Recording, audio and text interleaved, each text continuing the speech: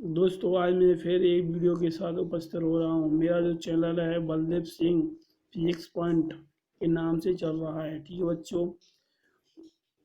वैद्युत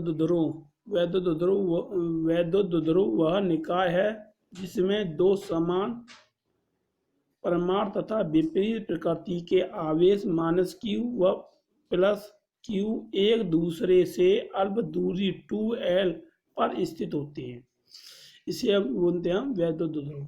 यानी बच्चों, वैद्युत ध्रुव वह निकाय होता है जो जो दो समान परमाणु तथा विपरीत प्रकृति के आवेश यानी कि एक माइनस क्यू होगा तो वह दूसरा प्लस क्यू होगा, एक दूसरे से अल्प दूरी, जो अल्प दूरी होगी उनकी 2l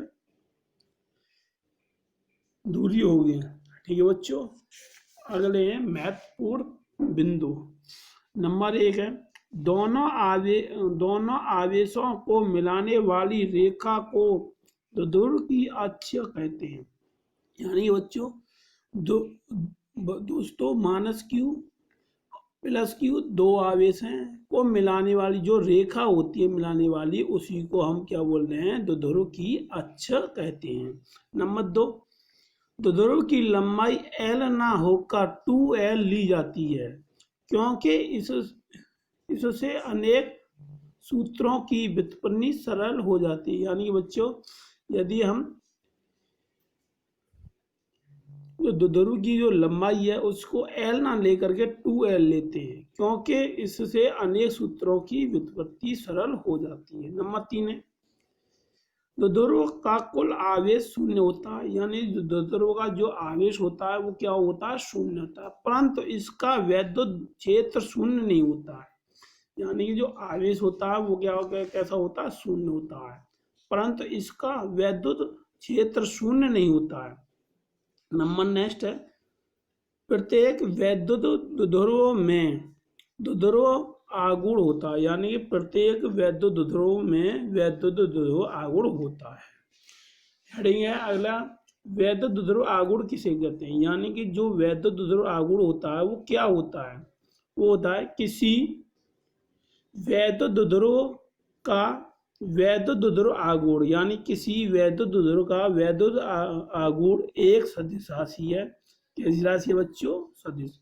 सदिश वो राशि होती है जिनकी दिशा और परिमाण होते हैं। अदिश राशि वो होती हैं केवल परिमाण होता है, जिसका परिमाण एक आवेश के परिमाण तथा दोनों आवेशों के बीच की दूरी के गुणनफल के बराबर होता है। देखो बच्चों, जिसका जो परिमाण होता है वो एक आवेश के परिमाण, यानी जो एक आवेश है उसकी जो वैल्यू है परिमाण तथा दोनों आवेशों के बीच की दूरी, यानी जो बीच की दूरी मैंने अभी बताई थी 2l के गुणनफल के बराबर होता है। इसकी दिशा ध्रुव की अक्ष के अनुदिश ऋण आवेश से धन आवेश की ओर होती है। यानी जिसकी जो दिशा होती है ध्रुव की अक्ष के अनुदिश ऋण आवेश से धन आवेश की ओर होती है। ठीक है बच्चों। वैद्युत ध्रुव आगुण का परिमाण, यानी वैद्युत ध्रुव का सूत्र होता है P = Q × 2l। बच्चों, जो हमारा जो फॉर्मूला होता है P × Q, P = Q × 2l। ठीक है बच्चों, यही हमारा सूत्र होता है। इसकी दिशा माइनस Q से प्लस Q की ओर होती है। मैंने अभी बताया था ऊपर, ऋण आवेश से धन आवेश की ओर होती है। यानी कि जिसकी जो दिशा होती है वो माइनस Q से प्लस Q की ओर होती है। इसका जो मात्रक होता है वो होता है कूलम मीटर। इसकी जो विमा होती है किसकी? वैद्युत ध्रुव आगुण की विमा होती है LTA इसकी विमा होती है बच्चों। ठीक है बच्चों। आगे है वैद्युत ध्रुव के कारण उत्पन्न वैद्युत क्षेत्रीय तीव्रता। यानी कि जो वैद्युत ध्रुव के कारण उत्पन्न वैद्युत क्षेत्र की तीव्रता होती है बच्चों, वो क्या होती है? वो हमारे दो प्रकार की होती है। नंबर एक, अक्षीय या अनुदैर्ध्य अथवा स्थिति, tan A स्थिति। ठीक है बच्चों, पहली होती है हमारी अक्षीय या अनुदैर्ध्य अथवा tan A स्थिति में। ठीक है बच्चों, इसमें क्या है, यह हमारा चित्र है। ठीक है बच्चों, माना ए भी एक वैद्युत ध्रुव है जिस पर -q तथा +q आवेश स्थित है। देखो बच्चों, यह हमारा वैद्युत ध्रुव है। ठीक है बच्चों, -q +q, जिसकी जो लंबाई है 2l है। इससे इसमें मध्य बिंदु O से, यानी मध्य बिंदु क्या हमारा, ये O से r दूरी पर बिंदु P स्थित है। ठीक है बच्चों, जिस पर वैद्युत क्षेत्र की तीव्रता E ज्ञात करनी है। ठीक है बच्चों, +q, यानी जो +q है बिंदु P पर, B पर, +q आवेश के कारण वैद्युत क्षेत्र की तीव्रता, यानी कि जो +q के कारण वैद्युत क्षेत्र की तीव्रता E1 बराबर 1/4πε0 के Q/R माइनस के L स्क्वायर, R -L का होल स्क्वायर, B से P की ओर। ठीक है बच्चों, यानी कि इसका मतलब यह है, यहाँ से यानी कि बिंदु O से हमारी कितनी दूरी पर है, R दूरी पर बिंदु P, और +q यानी बिंदु P से R दूरी बिंदु P तक कितनी दूरी रह जाएगी, यानी कि ये L हमारी घट जाएगी बिंदु B से, यानी ये हो जाएगी R - के L, यानी कि R - के L का होल स्क्वायर,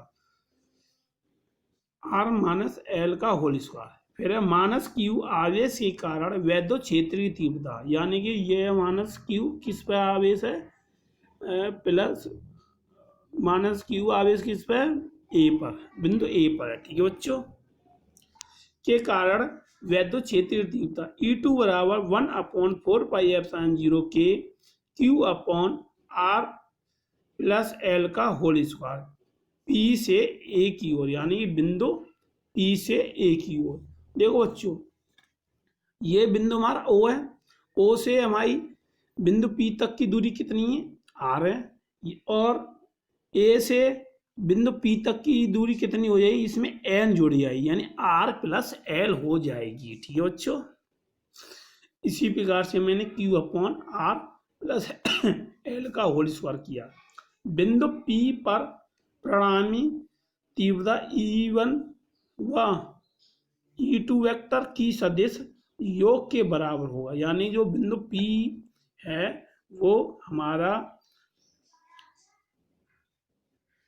तीव्रता परिणामी तीव्रता बिंदु E वेक्टर व बिंदु तीव्रता E1 वेक्टर व E2 वेक्टर के सदिश के योग के बराबर होगा, क्योंकि E1 व E2 परस्पर विपरीत दिशा में हैं। अतः परिणामी तीव्रता का मान E1 व E2 के अंतर के योग के बराबर होगा। ये बच्चों, यानी कि ये बराबर होंगे तो अंतर के योग के बराबर होगा। यानी कि अगला है E बराबर E1 - E2, यानी E1 की वैल्यू हमारी 1/4πε0 के Q/R - के L का होल स्क्वायर, -1/4πε0 के Q/R + L का होल स्क्वायर। इसमें से Q/4πε0 के कॉमन ले लिया तो बचा क्या, 1/R - L का होल स्क्वायर -1/R + L का होल स्क्वायर। ठीक है बच्चों, ये Q/4πε0 के यूं की तो आएगी, इसमें से लासा ले लिया तो R² - L² का होल स्क्वायर। बच्चों, ये R² - L² कैसे बना, हमने एक फॉर्मूला सूत्र पढ़ा था, A + B पहले ब्रैकेट में, दूसरे में a माइनस बी बराबर होगा a स्क्वायर माइनस के बी स्क्वायर के, यानी यही मैंने फॉर्मूला यहाँ पे पुटिंग कर दिया है, यानी आर स्क्वायर माइनस के एल स्क्वायर का होल स्क्वायर। ठीक है बच्चों, यहाँ पर ये क्रॉस मल्टीप्लाई 1 का इसमें क्रॉस मल्टीप्लाई करेंगे तो आर प्लस एल का होल स्क्वायर हो जाएगा, माइनस आर माइनस एल का होल स्क्वायर हो जाएगा, यानी कि यहाँ पर हम a प्लस बी का होल स्क्वायर लगाएंगे वाला फॉर्मूला लगाएंगे तो क्या हो जाएगा, ए स्क्वायर यानी R square plus B square, यहाँ पे क्या है एल, तो एल स्क्वायर प्लस 2ab होता है यानी कि 2rl माइनस इसी प्रकार से a माइनस बी का होल स्क्वायर बराबर होता है a square plus B square minus के 2ab। यहाँ पर किया है मैंने R square plus L square minus के 2rl। बच्चों देखो इसमें हम माइनस का गुणा मल्टीप्लाई करेंगे, ये माइनस हो जाएगी, ये माइनस हो जाएगी, ये प्लस हो जाएगी। ठीक है बच्चों, आर स्क्वायर से आर स्क्वायर कैंसिल हो जाएगी, एल स्क्वायर से एल स्क्वायर कैंसिल हो जाएगी, ये प्लस हो जाएंगे 2 और 2 4 आर एल यानी 4rl E equal to Q upon 4 pi epsilon 0 के 4rl upon R square minus के एल स्क्वायर का होल स्क्वायर। ठीक है बच्चों, ई बराबर 1 अपॉन 4 पाई एप्सिलॉन 0 के 2 ब्रैकेट में 2ql इंटू आर, यानी बच्चों 2q